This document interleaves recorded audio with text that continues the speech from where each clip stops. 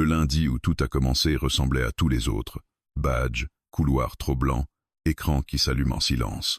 J'étais arrivé en avance pour éviter les bavardages autour de la machine à café.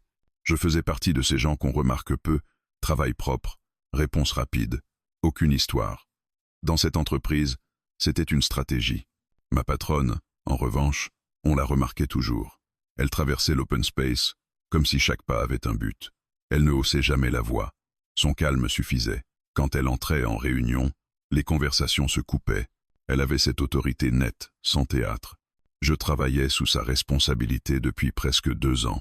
2 ans de mails impeccables, de points cadrés, de décisions claires. Elle m'appelait par mon prénom, toujours avec la même neutralité. Je n'avais jamais eu l'impression d'exister pour elle autrement que comme un dossier à rendre à l'heure. Ce jour-là, pourtant, quelque chose a dérapé. Une réunion hebdomadaire, rien de plus. Salle vitrée, chaise grise, odeur de plastique tiède. Je m'étais assis près de la porte, l'endroit idéal pour disparaître dès la fin. Ordinateur ouvert, carnet à côté, prêt à noter, prêt à ne pas attirer l'attention. Elle déroulait l'ordre du jour, précise, rapide, chiffres, délais, risques, puis elle a demandé un état sur une partie du dossier qui était à moi.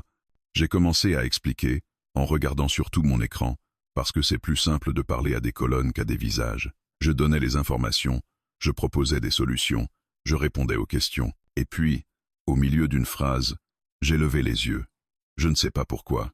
Elle me regardait, pas le regard automatique d'un supérieur qui vérifie. Un regard qui s'attarde, qui observe. Ses yeux étaient fixés sur moi comme si elle me découvrait.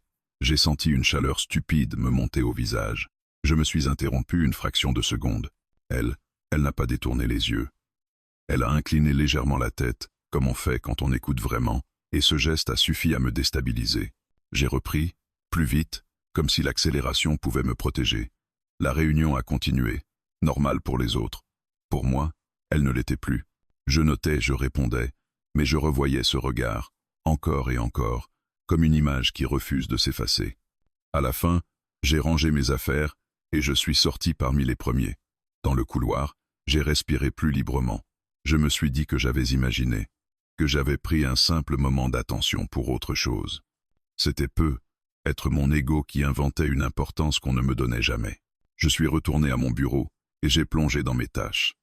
Messages, appels, corrections. À midi, je n'avais toujours pas oublié. Je n'avais surtout pas compris pourquoi ce regard me troublait autant. Une sensation de vertige, comme si quelqu'un avait déplacé un objet dans une pièce familière. L'après-midi, j'ai reçu un mail de sa part, pas un message collectif. Un mail court, adressé à moi seul. Passez me voir quand vous avez un moment. Ajustement sur le projet. Rien de suspect. Sur le papier. Sauf qu'elle aurait pu le dire en réunion. Ou délégué.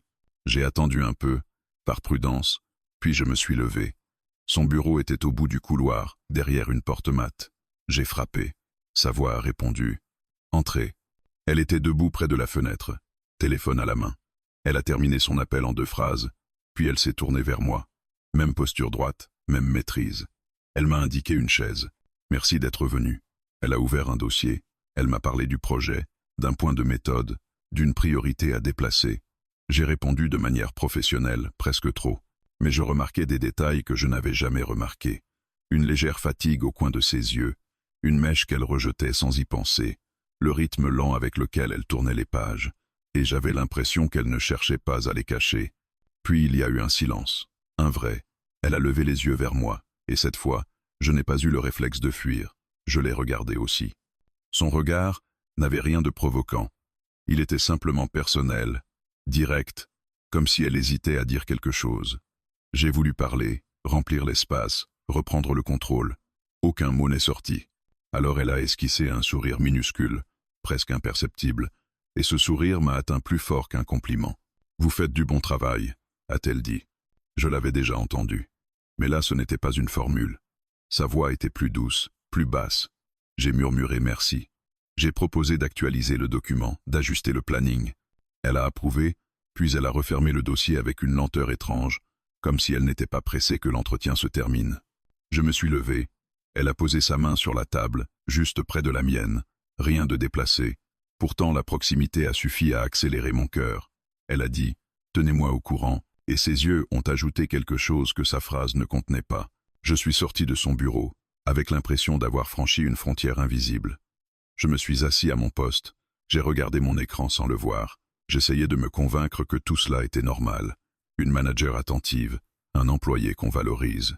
Mais je savais déjà que ce n'était pas seulement ça. Il y avait eu une bascule, subtile et irréversible. Ce n'était pas un geste, ni une phrase. C'était ce regard du matin, puis celui de l'après-midi, deux preuves silencieuses d'une même décision. Elle avait commencé à me voir autrement. Et une question s'est imposée, brûlante et effrayante. Si elle me regardait autrement, qu'est-ce que ça allait déclencher? Je sentais que, dès demain, le bureau ne serait plus jamais un endroit sûr. Le lendemain, j'ai compris que le regard de la veille n'était pas resté enfermé dans la salle de réunion. Il m'avait suivi jusque chez moi, s'était glissé dans mon sommeil, puis m'attendait déjà au bureau, tapi dans les détails. J'arrivais plus tôt que d'habitude, comme si l'avance pouvait me redonner un semblant de contrôle. L'open space était encore calme, traversé par le bourdonnement discret des ordinateurs qui démarraient. Je m'installai, ouvris mes mails, tentai de me concentrer, mais chaque notification me faisait lever la tête, comme si j'attendais quelque chose de précis sans oser l'admettre. Elle arriva un peu après 9 heures. Je ne la vis pas tout de suite, mais je sentis le mouvement autour de moi, les dos qui se redressent, les conversations qui s'éteignent. Quand je levai les yeux, elle passait derrière les rangées de bureaux. Elle ne s'arrêta pas. Elle ne dit rien.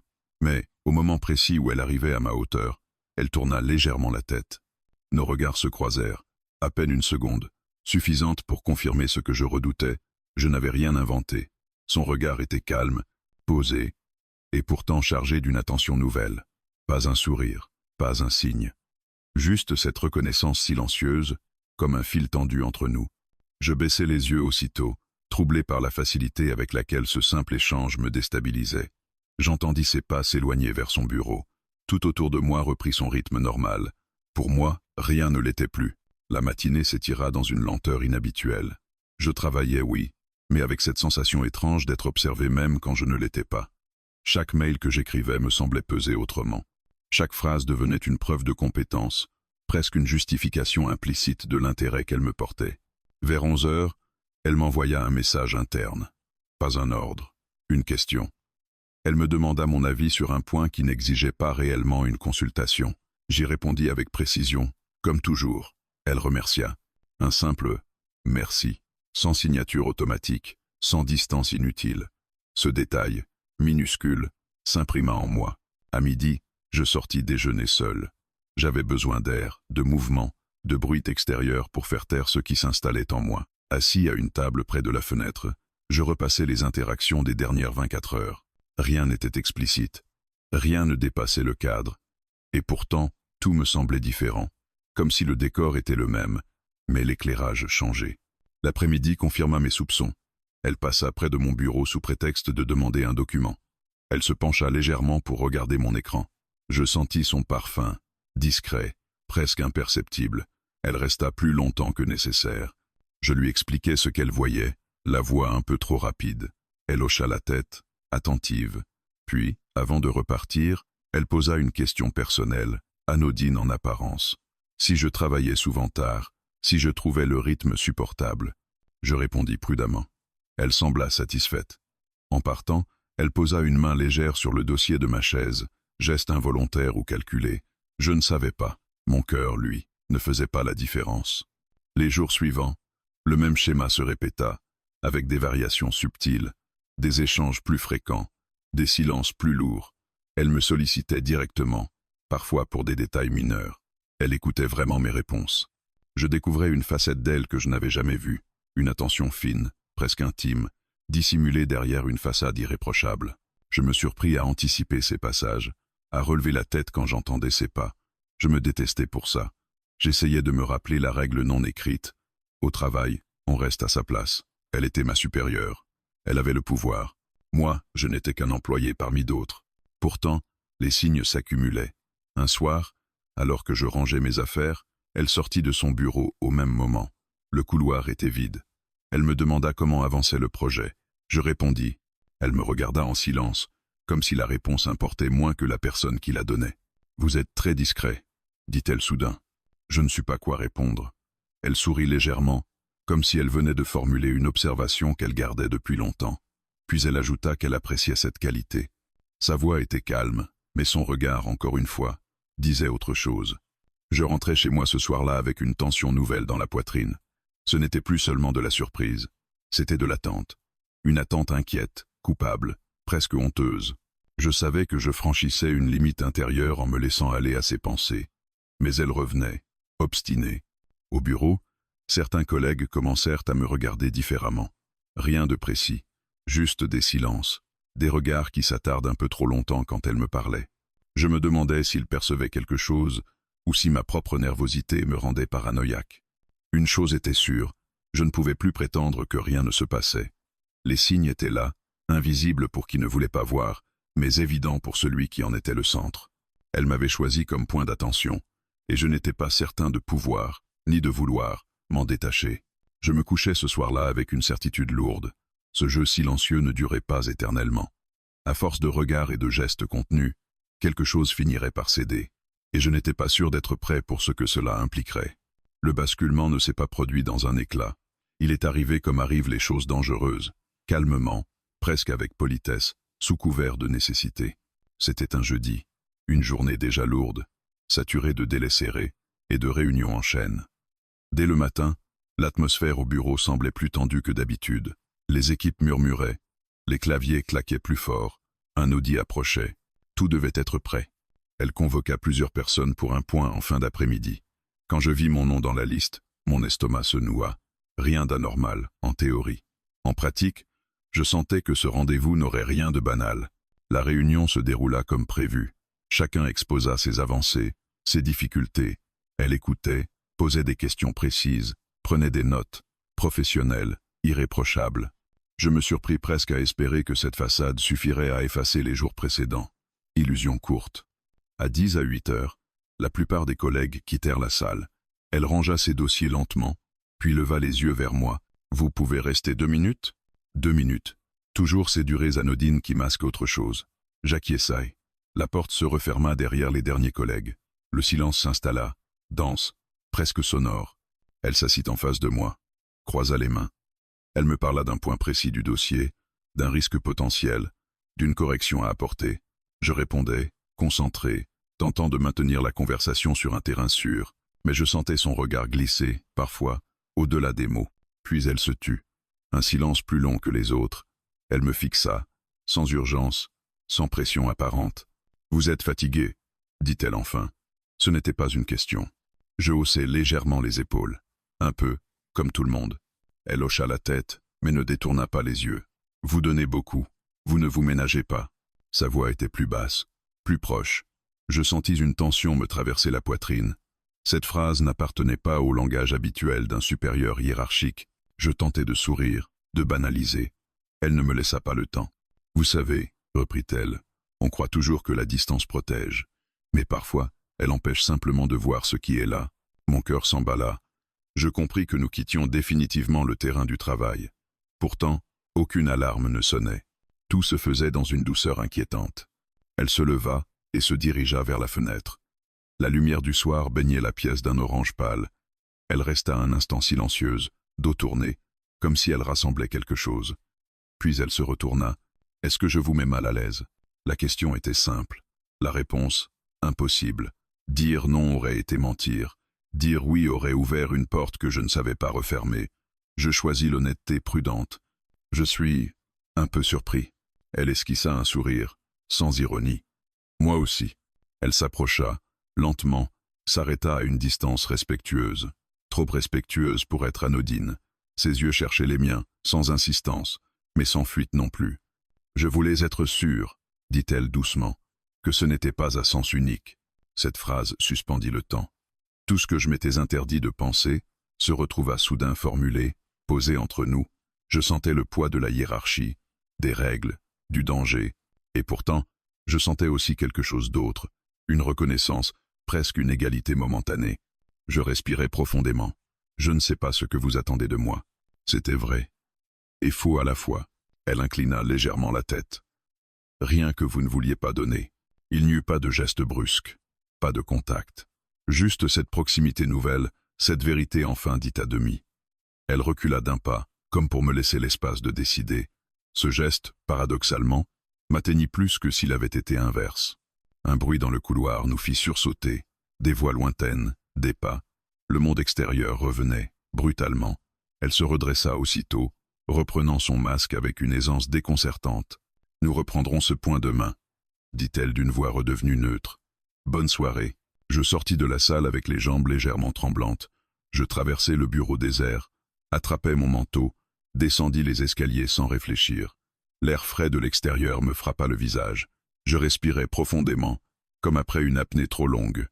Sur le chemin du retour, tout tournait dans ma tête. Il n'y avait eu aucun acte répréhensible, aucun mot explicite. Et pourtant, tout avait changé. La frontière était franchie, même si elle n'était visible que pour nous deux.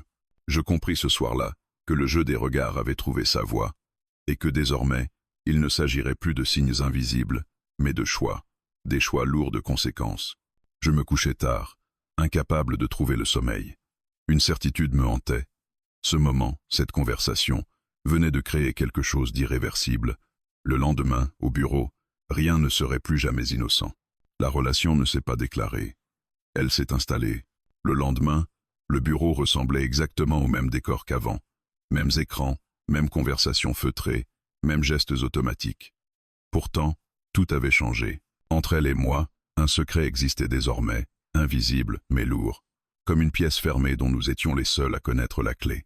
Elle me salua d'un simple « bonjour », parfaitement neutre. Aucun regard appuyé, aucun signe.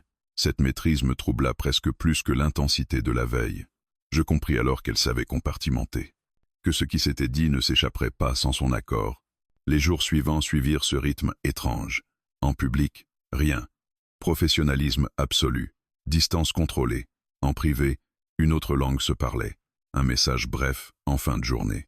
Une question posée sans réelle urgence. Un prétexte pour me faire entrer dans son bureau lorsque les couloirs se vidaient. Nous n'avons pas parlé de nous. Jamais. Le mot n'existait pas encore. Il n'y avait que des moments, des parenthèses. Un soir, elle m'appela après 10 à 9 heures. La plupart des lumières étaient déjà éteintes. Je frappai à sa porte, le cœur battant, conscient du risque absurde que je prenais en entrant. Elle m'invita à m'asseoir. Elle ne parlait pas tout de suite. Elle me regardait, simplement. « C'est plus difficile que je ne l'imaginais », dit-elle enfin. Je ne demandais pas quoi, je savais. Elle me parla de la pression, des décisions à porter seule, de la solitude qu'aucun poste ne comble vraiment. Je l'écoutais, attentif, presque honoré de cette confiance. Elle ne se plaignait pas, elle constatait. À un moment, elle s'interrompit. Son regard glissa sur moi, avec une douceur nouvelle. « Avec vous, je n'ai pas besoin de faire semblant. » Cette phrase m'atteignit profondément. J'avais l'impression étrange d'être à la fois choisi et pris au piège. Je répondis avec sincérité, sans bravade. Je lui dis que je me sentais bien ici, que j'aimais mon travail, que je respectais sa position, que je ne voulais rien compliquer. Elle hocha la tête. Moi non plus. Et pourtant, ce soir-là, quand elle se leva et s'approcha, la distance se réduisit, pas jusqu'au contact, juste assez pour que l'air entre nous devienne électrique. Je sentais sa présence comme une chaleur. Elle posa sa main sur le dossier de la chaise, exactement comme la première fois. Ce geste revenait, discret, presque rituel. « Vous pouvez partir », dit-elle doucement. Je partis. Mais je sus que quelque chose venait de s'ancrer. À partir de ce moment, le secret prit une forme. Il avait ses règles tacites. Ne jamais se toucher au bureau, ne jamais se parler devant les autres autrement que comme avant, ne jamais se retrouver sans une raison crédible. Et pourtant, chaque règle contenait déjà sa propre transgression. Nous commencions à nous écrire tard, des messages sobres, presque innocents, des phrases à double sens que seul l'autre pouvait entendre. Parfois, un simple « bonne soirée » suffisait à me tenir éveillé longtemps. Je vivais dans une tension constante. Le jour, je craignais d'être découvert. La nuit, je craignais d'être oublié. Je me demandais si je n'étais qu'une distraction, une échappatoire temporaire. Puis je repensais à ces silences, à la manière dont elle m'écoutait, et le doute reculait, sans disparaître. Un soir, alors que je m'apprêtais à partir, elle sortit de son bureau en même temps que moi. Le couloir était vide. Elle s'arrêta, moi aussi. Nous nous regardâmes sans parler. Le silence était lourd, presque intime. « Vous me manquez quand vous partez », dit-elle soudain. Ces mots me frappèrent de plein fouet. Il n'y avait plus d'ambiguïté possible. Je sentis quelque chose céder en moi. Je m'approchai d'un pas. Elle ne recula pas. Nos mains se frôlèrent. à peine. Ce contact minime fut plus intense que tout ce que j'avais imaginé. Nous restâmes ainsi quelques secondes, immobiles, conscients du danger, incapables de reculer. Puis elle reprit le contrôle.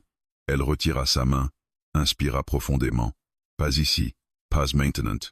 Je hochai la tête. J'étais reconnaissant de cette retenue, même si elle me faisait souffrir. À partir de là, la relation changea encore. Elle devint plus personnelle, plus vulnérable. Elle me parlait de ses doutes, de ce qu'elle avait sacrifié pour arriver là. Je lui parlais de mes hésitations, de la peur de perdre ce que j'avais construit. Nous devenions des confidents, liés par quelque chose de fragile et puissant à la fois.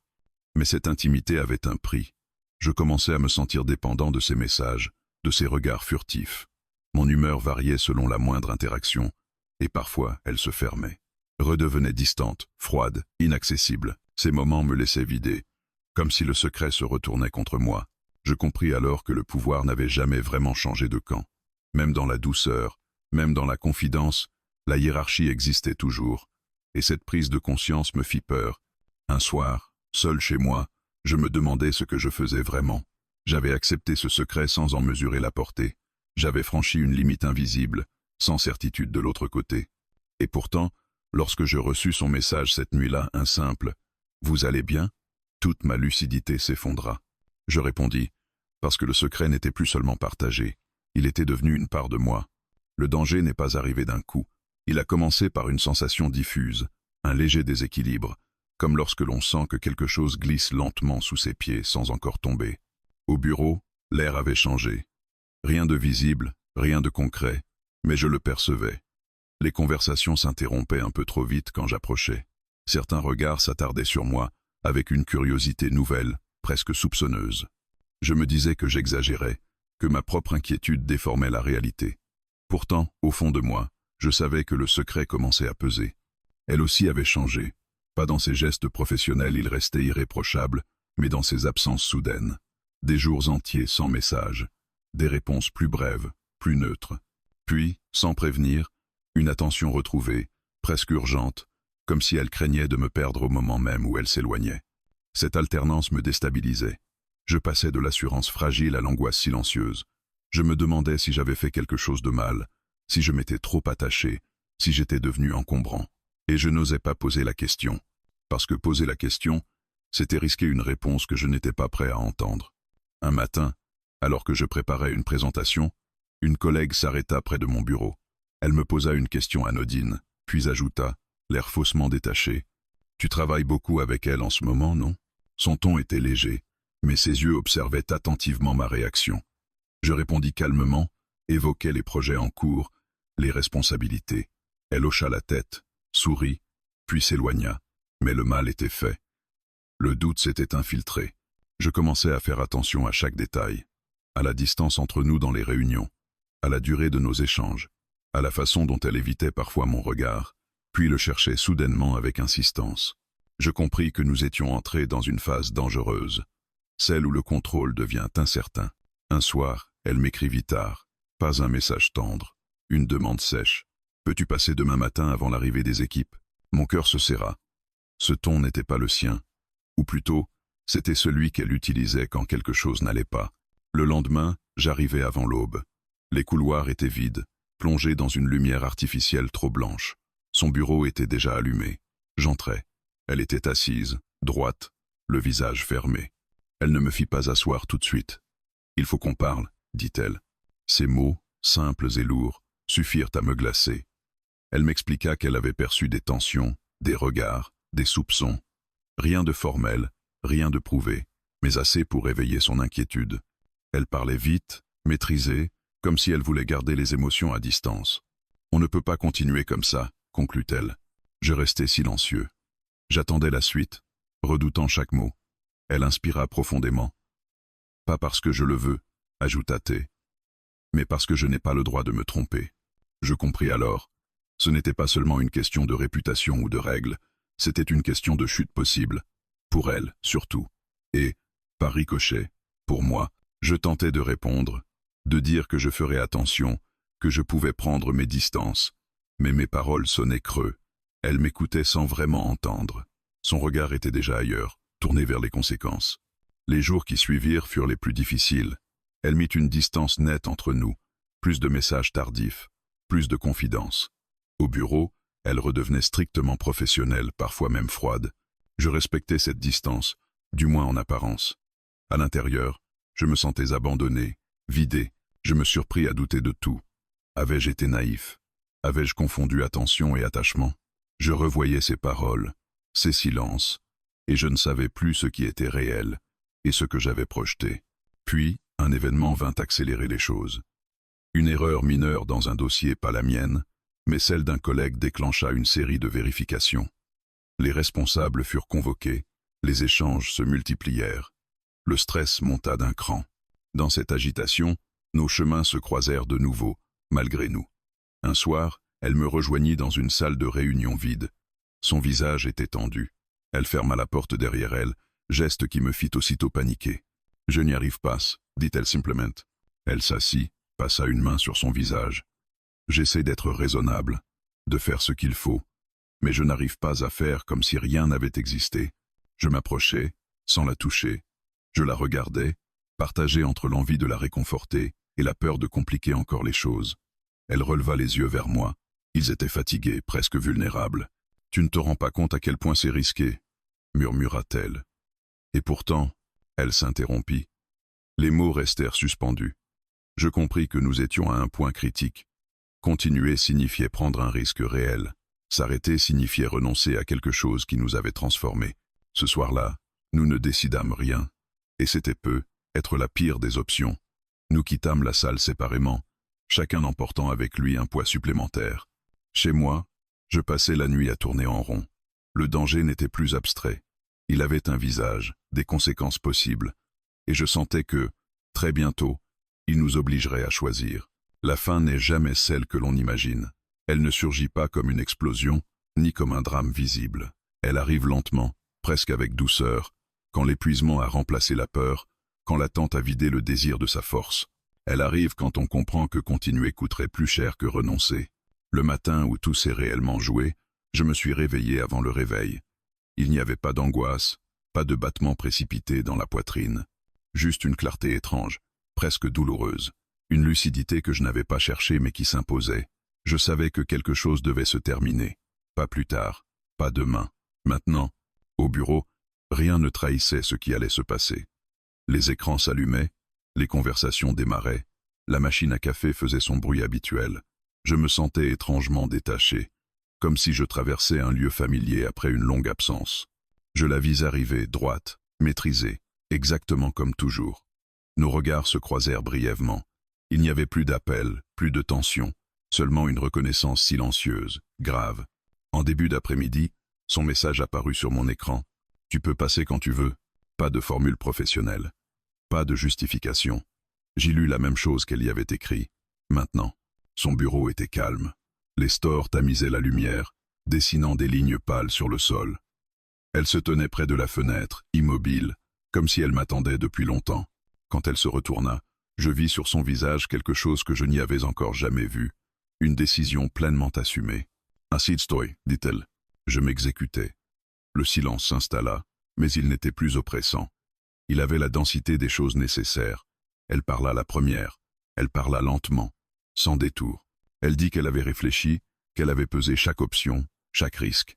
Elle parla de sa position, de ce qu'elle avait mis des années à construire. Elle parla aussi de moi, sans me flatter, sans me réduire. Ce que j'ai ressenti était réel, dit-elle. Mais ce n'était pas juste, ni pour toi, ni pour moi. Je l'écoutais sans me défendre. Parce que je savais qu'elle disait vrai. Parce que je sentais que, pour la première fois depuis longtemps, personne n'essayait de manipuler l'autre. Il n'y avait plus de jeu, seulement une vérité tardive. Quand vint mon tour de parler, ma voix ne trembla pas. Je lui dis ce que cette relation m'avait révélé, mon besoin d'être vu, reconnu, choisi. La facilité avec laquelle j'avais accepté un déséquilibre sous prétexte d'intensité. Je ne l'accusais pas. Je ne m'absous pas non plus. Nous étions deux adultes face à une erreur partagée. Alors il faut que ça s'arrête, conclut-elle doucement. Elle ne posa pas la question. Elle n'en avait pas besoin. Je répondis simplement. Oui. Ce mot contenait tout. La perte, le soulagement, la fatigue, la faim. Elle hocha la tête. comme si elle venait de poser un objet lourd après l'avoir porté trop longtemps. Elle me regarda une dernière fois avec cette attention qui avait tout déclenché, mais qui, désormais, n'avait plus rien de dangereux. Nous parlâmes encore un peu, pas du passé, pas des regrets, de l'après, de la façon dont nous allions redevenir ce que nous avions été officiellement, et seulement cela. Elle me demanda si je pensais pouvoir rester dans l'équipe. Je répondis que oui, parce que cette fois, c'était vrai. Quand je quittais son bureau, je sentis quelque chose se détacher en moi. Pas une déchirure, un relâchement. Comme si une tension ancienne cessait enfin de contracter ma poitrine. Les semaines suivantes furent calmes. Pas faciles, mais calmes. Elle maintint une distance irréprochable. Moi aussi. Il y eut des moments de gêne, des souvenirs qui surgissaient sans prévenir, mais ils perdaient peu à peu leur pouvoir. Ils devenaient des faits, plus des pièges. Je me surpris à respirer différemment, à travailler sans attendre un signe, sans craindre un silence. Je compris que ce que j'avais pris pour une passion était aussi une fuite, une façon de me sentir important sans avoir à me confronter à mes propres limites.